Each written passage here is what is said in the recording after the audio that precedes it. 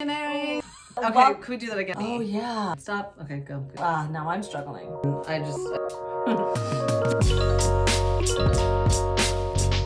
Hi visionaries! Welcome back to the channel where we talk about all things ADHD, mental well-being, and personal development. If you're new here, hi, welcome. If you're a returning subscriber, welcome back. And today I have Christine back on the channel. I'm back. Today we are going to be doing a video that has been highly requested. It is ADHD in men, and I know that a lot of my male viewers have been like, hey, where's our video? Because I've made a lot of content on ADHD in women and girls. So we found 5 ADHD symptoms in men that we're going to go over today, and we have our notes with us since we're women. We're going to start off with topic number 1, which is work-related and or job-related problems and issues. So obviously, men in general are the providers, and they take a lot of pride in their work, in their careers, in their jobs. So obviously, they define themselves in a large part on their jobs. And so if a man with ADHD is struggling with their job, their work performance, their behavior at work, Getting along with people, if they're super argumentative, if they have the hard time with anger issues at work, a lot of times it leads to rash decision makings, whether on the job or sometimes even quitting the job, which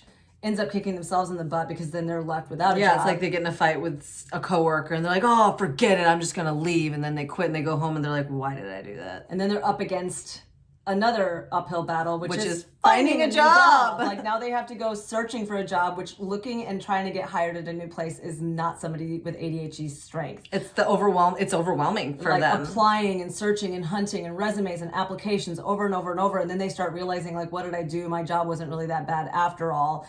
And maybe I could put up with that jerk being mean to me for another day. If it doesn't mean I have to do this. The grass is always greener on the other side, I say.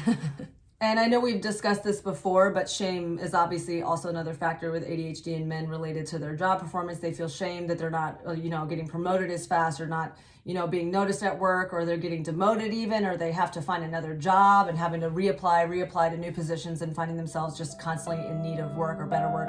It leads to shame, and sometimes shame is also exhibited by fear or stubbornness. They're afraid in certain situations, so they're stubborn, and stubborn just seems strong, so all they know is they're going to hold their ground and they don't want to hear what others have to say. So it's like fear is weakness. You don't want to come across as fearful, so you just decide to instead be stubborn, and that's strong. And society always wants man to be strong. Fear, hear me weak. Roar. So number 2 is emotional regulation challenges with men with ADHD. Basically going from 0 to 60. They don't know how to regulate their emotions based off of outward stimuli, especially in the workplace, at home, with friends, in public situations. You go from 0 to 60, and it's typically in men exhibited in anger. And anger is strong. Again, that whole strong man. Women typically don't exhibit this, and I know that I guess it's just not like societally accepted for women to like burst out in anger, but it's also just not uncommon. But for me, this was seriously, reading this, I was like, oh, no wonder I've never related to or understood the symptom of ADHD that is anger outbursts. I've always read this and never understood it and never related to it, and I actually struggle with showing anger. So reading this, I was like, oh wow, it's actually just way more common in men, and it's something that people with ADHD have. It's just, again, not common in women. So I was like, that is such a exactly aha moment for me. Super understanding. So symptom number 3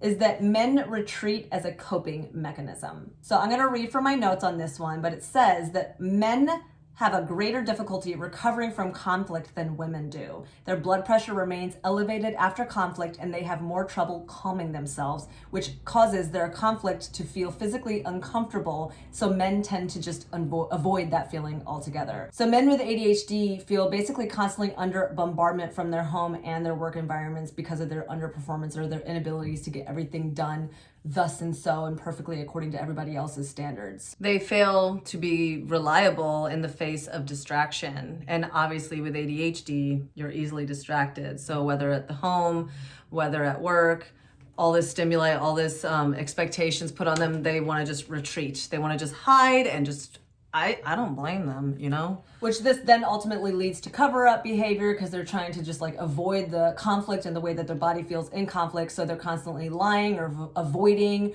or just basically trying to disappear. It's just cope by retreat, obviously, to, look the part, look like they're keeping everything together. Exactly. Yeah, and looking like they're capable and competent and able to do all things. Not to say that men with ADHD can't figure And this out. not to say that they're just chronic liars. I think everybody's a freaking liar. Men are liars. Liar. No, I think that I can understand that when men are There's such the an providers. expectation. Yeah, exactly. I would be stressed. I would retreat. I'd be like, oh, leave me alone. I know, like I'm just gonna go play video games. Why do you think men, with or without ADHD, love their man cave? Because they want to just be alone. Yeah. ADHD symptom number 4. Men have difficulty expressing their emotions. They also have difficulty recognizing the cues of other people, the emotional cues of other people. When expressing their own emotions, that does take courage. And a lot of men, ADHD or not, don't always want to be that vulnerable. So learning how to communicate one's emotions does take practice. And so a good strategy would be to practice recognizing and expressing their feelings. It's just almost like, yeah, I'm getting attacked by my sister's cat right now. Say hi, Rosie. She was trying to express her ADHD emotions. and cats. Kidding. Kitting. She's hating it. Learning how to express your emotions, I guess, to let your significant other, your coworkers know what's going on might be beneficial. Just be like, hey, I'm feeling overwhelmed. I just need to step aside, step away, retreat, to kind of take a moment to think. Yeah, and then assess what's going on, recognize your feelings, Assess what's going on. Recognize your feelings. Regulation. label it, be like, oh, that's what I'm feeling right now, and move from there, as opposed to the 0 to 60 outburst of anger. Because I could totally see even just me being overwhelmed, be like, leave me alone. Yeah. Just blow up, like, oh my like God. that, this one. Totally. So number 5, the last topic of ADHD in men is they are more apprehensive about their ADHD diagnosis. So women have an ability or a tendency to be a little bit more open about accepting the ADHD label. They're open to self-criticism or the ability to work on self-awareness and all these self-reflection, getting to know oneself, self-help, self-love, and all that kind of stuff. They're just kind of comfortable with that kind of work. For men, accepting the ADHD label, it has a tendency for them to just be more like accepting the idea of being criticized. Like they'll just be like a sitting duck. They're for just criticism. flawed. Like, I'm just flawed. I'm accepting my flaw. And they don't want to, so they just don't even want to go there. Yeah. Along the lines of the topic of being easy targets for criticism, we wanted to actually finish this video up with our thoughts and our ideas of what we love about men with ADHD. We actually know a few men in our lives that have ADHD and the things that we find that we love about them. One is one of our friends and a great guy in our life he is an Energizer bunny, and he never stops working. He was probably one of the hardest workers that we knew. Yeah. And in his own personal life, he was a very passionate father and a very passionate interior decorator, and he was constantly working on projects, but he actually finished them, which I was really amazed at. He's incredibly smart. He is a MacGyver. He's a jack of all trades. He knows how to work on cars. He knows how to work on houses. He knows so much, and he does it with such love and passion. Yeah, and another thing is that, like, I feel like somebody with ADHD would be really funny, really outgoing, really spontaneous. Willing to just like, let's go on an adventure and not so stuck in their like disciplined pattern ways, which I feel like for me and you, we love to go on adventures ourselves and just discipline, rules, regulations, throw it to the door. wind. So we're excited to announce that next Wednesday's video is going to be on a topic on self-growth, but not ADHD related, but it could help with the ADHD, and I'm intrigued about this. It's the Enneagram.